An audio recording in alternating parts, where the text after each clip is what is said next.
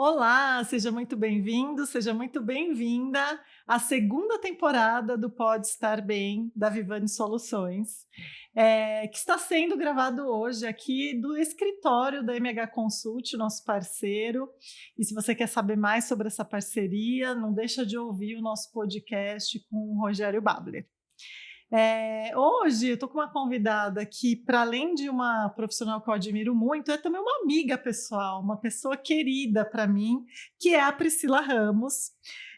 Falando um pouquinho sobre a formação da Priscila, a Priscila é psicóloga, né, com especialização em neuropsicologia e terapia cognitiva comportamental, já atuou 12 anos em RH, tem experiência como professora universitária, atualmente atua na clínica psicológica como consultora organizacional e coach, inclusive é minha coach.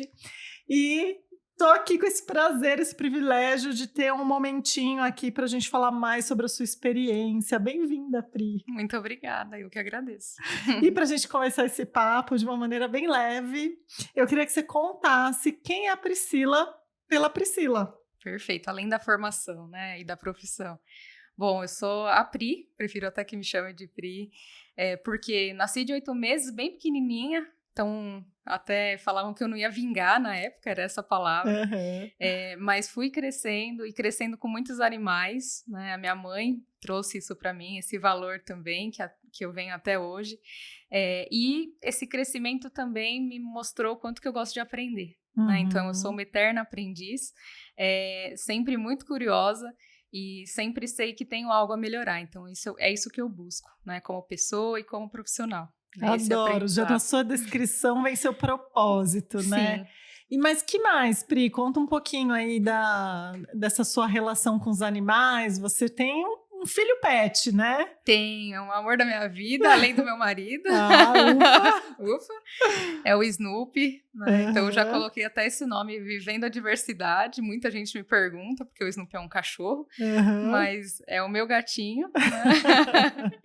Só para contrariar. Só para contrariar, exatamente. Legal, Pri. E Pri, falando de um pouco da nossa história, né, de quando a gente se conheceu, e eu adoro essa história. A gente se conheceu num momento em que nós duas estávamos buscando esses novos horizontes, novos aprendizados, e a gente foi fazer um curso de formação em coach juntas. Sim. Dentro do ambiente corporativo nos deram essa oportunidade, e foi quando eu pude te conhecer melhor num processo muito gostoso de também autoconhecimento, né? E lá você atuou muito tempo como business partner, né? Eu queria que você falasse um pouquinho dessa sua experiência, de como é esse processo para você de eterno aprendizado dentro de corporações. Perfeito. Bom, eu comecei dentro da organização, na verdade comecei numa área bem diferente de RH, né? Eu trabalhei no início em linha de produção. Adoro essa história. Então, lá eu já comecei a aprender muito, porque como a atuação era muito operacional, a conversa com as pessoas era constante. Então, ali eu percebi o quanto eu gostava de estar com pessoas, de desenvolver mesmo as pessoas ali. Então, assim, onde eu ficava, realmente era um TACT, que era chamado TACT, que era cheio de pessoas, porque a gente começava nos intervalos a falar sobre a vida. Né? E aí, dentro das organizações, quando eu comecei a atuar, a minha atuação foi muito mais generalista, né? E eu fui percebendo o quanto que a oportunidade da gente se transformar, ela vai também de acordo com recursos humanos. Então, por isso que conecta muito com a minha missão, como eu falei no início. Você acredita, então, na potência que é a área de recursos humanos dentro das empresas para desenvolvimento de pessoas? Sim, exatamente. Eu não tinha tanto esse conhecimento quando eu não estava na prática. Mas quando eu comecei a atuar, principalmente nessa área que é generalista, que a gente fica com o cliente, com recursos humanos, que eu percebi o quanto que a gente poderia contribuir.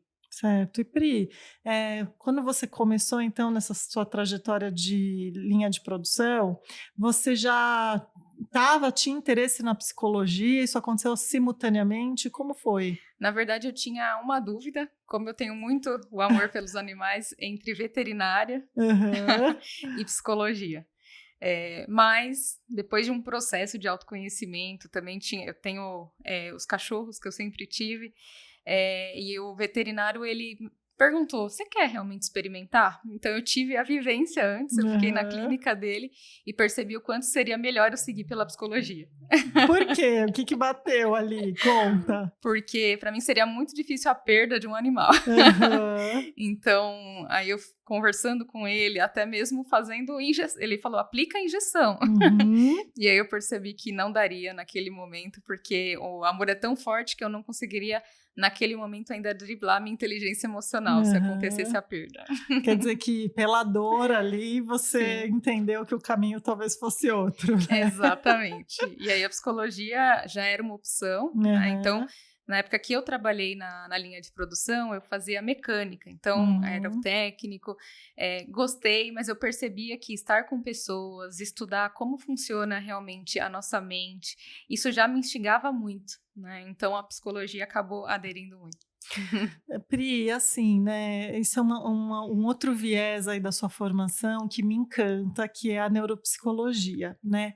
E eu sei que você também tem uma atuação clínica voltado para diagnósticos neuropsicológicos de crianças, adolescentes, enfim. O quanto a neuropsicologia impactou durante a sua jornada em relação ao seu trabalho no ambiente corporativo? Bastante, né? Então, em compreender como funciona o comportamento a partir do cérebro, ele faz toda a diferença, né? Então, seja na neuroeducação mesmo das lideranças, seja em ter realmente um papel das lideranças começarem a compreender por que a comunicação delas está impactando tanto o outro, né? Por que o comportamento, a referência também está impactando. E isso tudo tem base neuronal. Então, a gente tinha várias conversas em relação a isso. Esses momentos até os gestores falavam, vem abrir professor um pouco para poder trazer um pouco de conteúdo, mas a gente colocar na prática. Então, já inclusive fiz um projeto de neuroliderança para trazer um pouco desse conceito e utilizar na prática com os gestores e colaboradores. Muito legal. E quando você teve a oportunidade de usar, qual foi o impacto? O impacto foi muito positivo no sentido das pessoas começarem a compreender como elas funcionavam, como elas viam o mundo a partir também do seu próprio cérebro. E elas vinham conversar comigo falando, nossa, eu nunca tinha pensado sobre isso. Então, o primeiro passo que eu vi que deu impacto foi a autoconsciência. Sim. Entende? Como que eu funciono, o que eu quero melhorar. Então, acho que isso foi o mais valioso de tudo. E autoconhecimento, apesar de ser muito pessoal, é possível você trabalhar isso de alguma forma dentro do ambiente corporativo? Bastante, bastante. Seja na conversa individual, seja em ações coletivas, seja em construir uma estratégia organizacional que vá de encontro com o autoconhecimento. Então, a oportunidade é gigantesca e o que eu acho mais bonito na organização é que pode ampliar muito. Né? Hoje eu atendo bastante no individual, porém eu percebo quanto que no coletivo a gente também tem essa potência, né, de transformar. Então é isso que eu entendo que não é só uma oportunidade, mas é uma transformação que se a gente transformar uma pessoa, ela já vai influenciar outras. Sim. E grupos é muito mais gente. Portanto, baseada nisso que você está me dizendo, eu posso pensar o quanto é potente se a gente pensar em oferecer esse tipo de ação para lideranças, e o quanto isso pode cascatear e impactar as vidas dos seus liderados. Total, total. Inclusive, assim, tem um dado que é 80% dos colaboradores, eles pedem demissão por conta de um mau relacionamento com o gestor. Né? Então, a responsabilidade que uma liderança tem sobre o colaborador é gigantesca, né? Seja no desenvolvimento, seja no reconhecimento, em dar o feedback. Então, a liderança tem um papel tão fundamental que se ela está bem desenvolvida, ela transforma. Mas se não está, o prejuízo pode ser grande também. Sim, com certeza. E aí, assim, pela sua experiência, você já trabalhou como business partner, então dentro do RH. Hoje eu sei que você atua muito com executivos, né? Tanto na terapia como em coach. O que eu queria saber de você é assim, qual a diferença ou quais impactos você enxerga quando a pessoa vai individualmente procurar um autodesenvolvimento e o quanto quando a pessoa oportuniza dentro da empresa, o RH oportuniza, o quanto há um aproveitamento disso? Como é que você enxerga essas duas formas distintas de se chegar né, Sim. até você?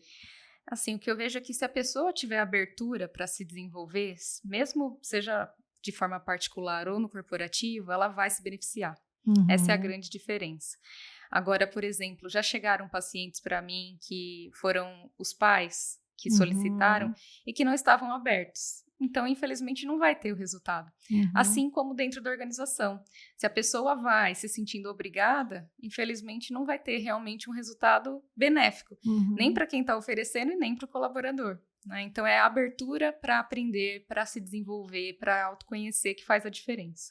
E aí, né, Priscila, a gente sabe porque a gente já compartilha muitas ações que a Vivani faz de alguma forma, ou porque você já nos deu algum tipo de suporte, ou porque o Marcelo, né, atua com a gente, você acaba acompanhando, enfim, a gente sabe o quanto começar um diálogo para esse despertar é um primeiro passo, né? Você enxerga dessa forma? Total, total. E a comunicação, ela é essencial, né? Então, o que que eu observo? A comunicação é um grande calcanhar também dentro das Uhum, organizações, né? E no mundo, não é para criar um muro, né? É para uhum, criar uma ponte, mas muitas vezes a gente tem dificuldade para falar. A gente uhum, tem dificuldade para se posicionar quando a conversa é mais difícil. Inclusive, sim. quero indicar um livro que é Conversas Difíceis mesmo, Uhum. e que ele explica que o que dificulta muito na comunicação é o julgamento, né? O quanto que a Sim. gente julga, que a gente sabe o que o outro está pensando, o quanto a gente julga quem está certo ou errado numa comunicação. A gente já vai eu li esse livro. Ah, muito bom. A gente já vai para o diálogo armado, né, ele fala Exato. que assim: "Ai, quem vai ganhar essa disputa?" E puxa vida, né, a gente está indo muitas vezes em prol do mesmo propósito, mas tem essa isso é cultural, você acha, Pri? Sim, é cultural e é pela dificuldade que tem em ter um diálogo transparente, né? É a Uhum, competitividade também de, olha, quem que vai estar certo e errado aqui? Sendo uhum, que a gente pode ter um olhar que eu sempre trouxe muito como recursos humanos e continuo trazendo, que é colaborar. Por que que a gente não colabora? Por que que a gente não vai buscar a solução? Não que a gente vai ignorar o que deu errado, mas qual que foi a causa? Né? uhum, Não quem que errou aqui, porque será que vai gerar alguma coisa? sim. E Então, aí você concorda, tô agora pensando até na pergunta que eu te fiz do você vai individualmente buscar desenvolvimento ou você está numa equipe que busca desenvolvimento, eu acho que há uma vantagem de quando você está num ambiente corporativo e seu RH está investindo no desenvolvimento, por exemplo, uma ação que fale, aborde a questão da comunicação.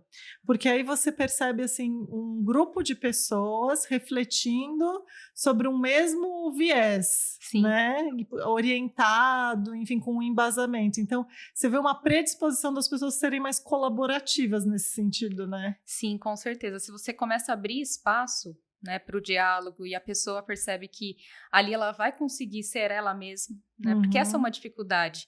Ainda tem muito o medo dentro das organizações. Eu estou sendo avaliado? Eu posso ser quem eu realmente sou? Eu posso falar, né, uhum. abertamente? Então, quando cria esses espaços, seja em treinamento, seja em ações de comunicação, isso tudo vai fazendo com que as pessoas comecem a entender que ali elas podem ser realmente Uhum. verdadeiramente elas. Isso faz diferença. E você sabe, Priscila, que até ressalto que, por exemplo, quando a gente tem a oportunidade, né, de dialogar, uma empresa, né, convida para um diálogo. Então, falando agora como Vivani, né, quando a gente é convidado para abrir um espaço em que a gente vai com profissionais que são externos até do RH, Uhum. muitas vezes os nossos especialistas, como você também, são terapeutas.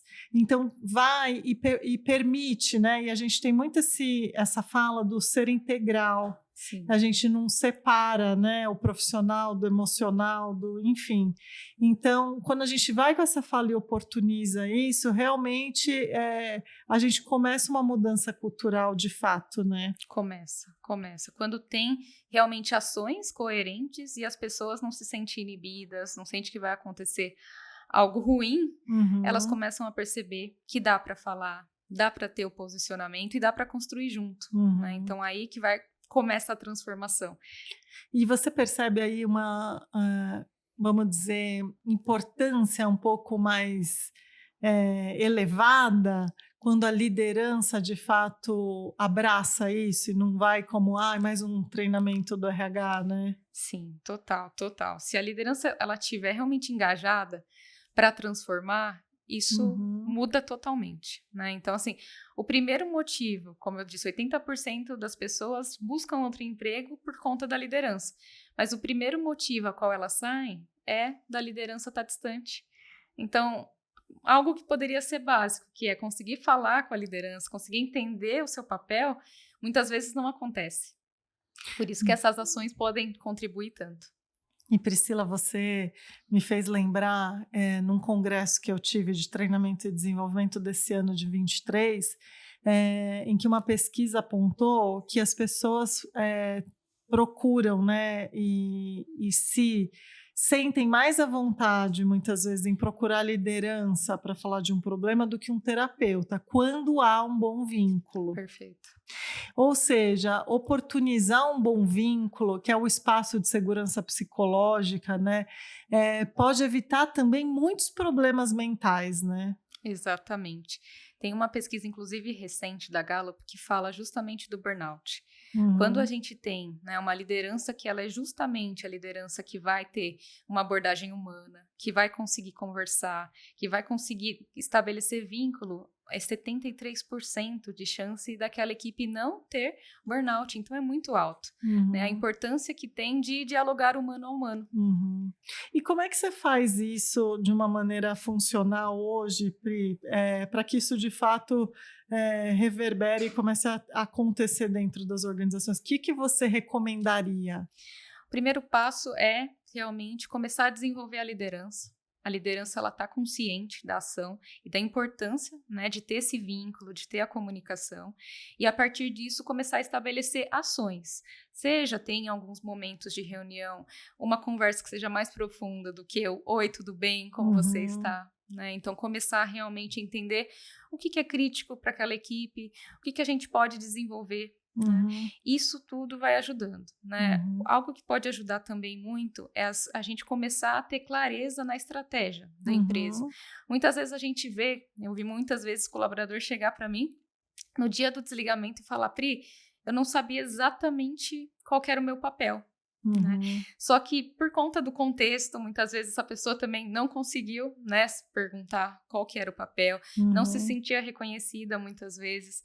Então a gente fazer ações de reconhecimento também faz uma grande diferença, uhum. promover, né? Sim, Lembrar da importância de que a gente está falando ali com um ser humano.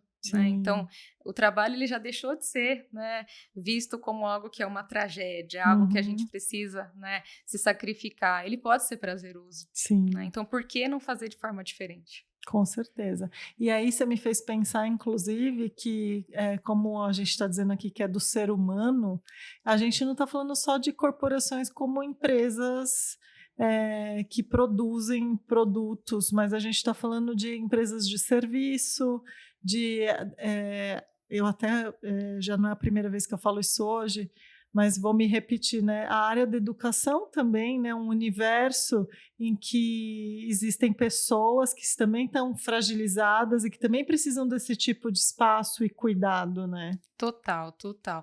Hoje eu atendo muitas escolas, porque eu faço avaliação neuropsicológica, e muitas vezes as professoras só pedem um lugar de fala, Sim, porque estão exaustas. Então, é, todo lugar que a gente tiver realmente uma comunicação que seja empática, né, que a gente trate aquele ser humano com respeito, vai fazer a diferença, né? Que seja genuíno, que a gente realmente queira estar ali.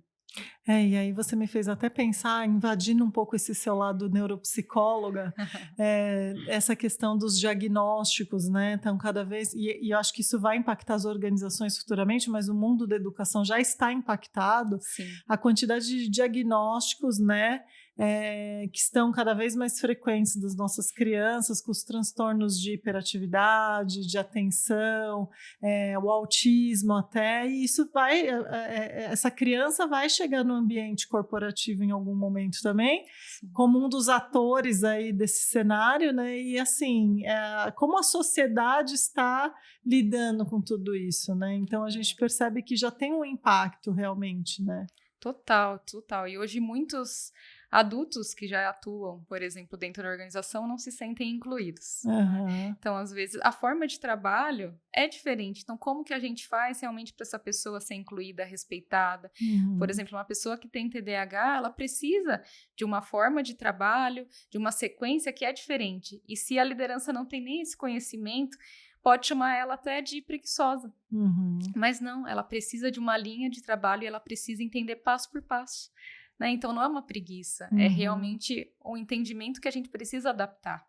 E o quanto a gente precisa cada vez mais dialogar sobre isso, né? Porque também não é uma exclusividade da liderança. Toda organização tem que se preparar para esse futuro, né? Que está acontecendo, na verdade, né? Não Exato. futuro distante, já está acontecendo.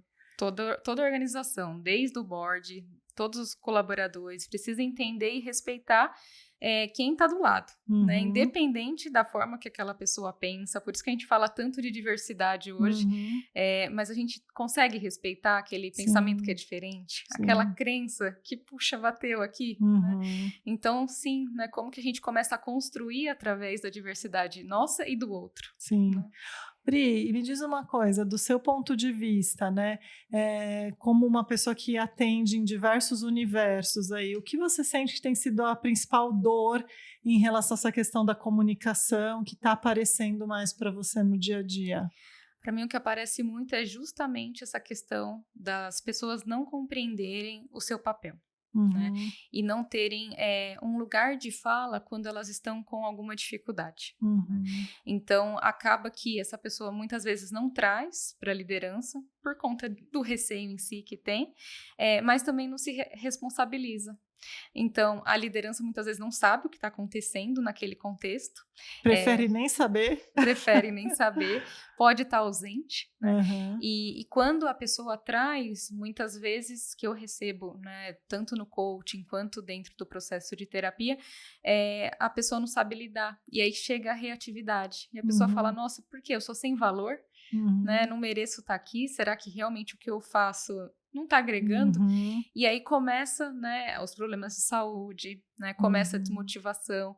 Então, por isso que ter esse equilíbrio realmente, da gente começar a pensar quais são as ações que vão ajudar essa liderança e esse colaborador a se falarem no dia a dia, saber qual que é a importância de cada um ali, já faz uma grande diferença. E eu adoro dizer que a gente, mesmo quando não é líder numa organização, a gente pelo menos é líder de si mesmo. Exato. E a gente provavelmente trabalhe com outras pessoas, mesmo não sendo o responsável por um time, a gente no nosso dia a dia acaba impactando outras vidas. Então eu queria saber de você assim, você tem alguma dica, além daquele livro que você comentou, de série ou de alguma outra coisa para quem quer saber mais e quer buscar seu autodesenvolvimento? Tenho sim. Tem um livro que chama O Seu Cérebro no Trabalho, Your Brain at Work. Ele é ótimo para quem quer conhecer também um pouco mais sobre como funciona de forma simples. É um livro bem didático, como que funciona o cérebro, como que a gente trabalha, né, essas questões, né, da neurociências dentro do trabalho. Ele é ótimo. Que legal! E o Essencialismo é o meu livro favorito, então eu vou indicar aqui também, né, como que a gente consegue ter uma vida com menos no sentido de simplificar. Olha, que legal. Isso pode ajudar até na saúde. Maravilhoso. E por último, Conversas Difíceis, né, que você também já tinha falado, fica a dica, eu recomendo também, porque eu li e achei que agrega bastante realmente, né, pra gente entender como as pessoas muitas vezes reagem, como você falou, né? Exato. E aí, eu vou trazer aqui o meu convite, né, para quem quiser se aprofundar, saber mais, levar a Priscila, né, para dentro da sua organização.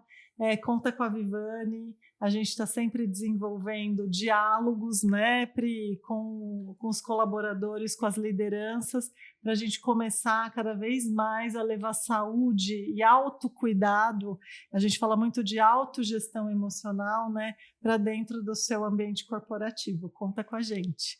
Muito obrigada, viu? Eu por esse agradeço. Momento, foi muito bom estar com você. Foi muito bom estar com você também.